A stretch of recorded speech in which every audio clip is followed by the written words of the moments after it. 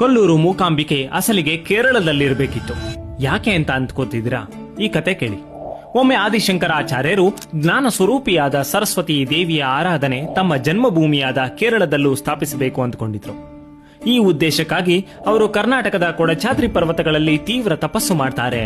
ಅವರ ಅನನ್ಯ ಭಕ್ತಿ ಮತ್ತು ಏಕಾಗ್ರತೆಗೆ ಜ್ಞಾನ ದೇವತೆ ಸರಸ್ವತಿ ಪ್ರತ್ಯಕ್ಷವಾಗಿ ಅವರ ಮನೋಭಿಲಾಷೆಯನ್ನ ಒಪ್ಪಿಕೊಳ್ತಾರೆ.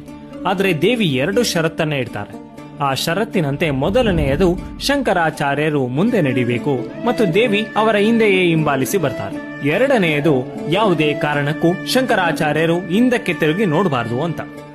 ಅಕಸ್ಮಾತ್ ಹಿಂದೆ ತಿರುಗಿ ನೋಡಿದ್ರೆ ಅಲ್ಲಿಯೇ ತಾನು ನೆಲೆಸಿ ಬಿಡೋದಾಗಿ ದೇವಿ ಹೇಳಿದ್ರು.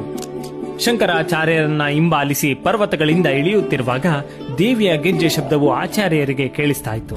ಮುಂದೆ ನಡೆದು ನಡೀತಿದ್ದ ಆಚಾರ್ಯರಿಗೆ ಮಾರ್ಗ ಮಧ್ಯೆ ದೇವಿಯ ಗೆಜ್ಜೆ ಶಬ್ದ ಕೇಳಿಸಲಿಲ್ಲ. ದೇವಿ ಜೊತೆಗಿದ್ದಾಳೆಯೇ ಎಂಬ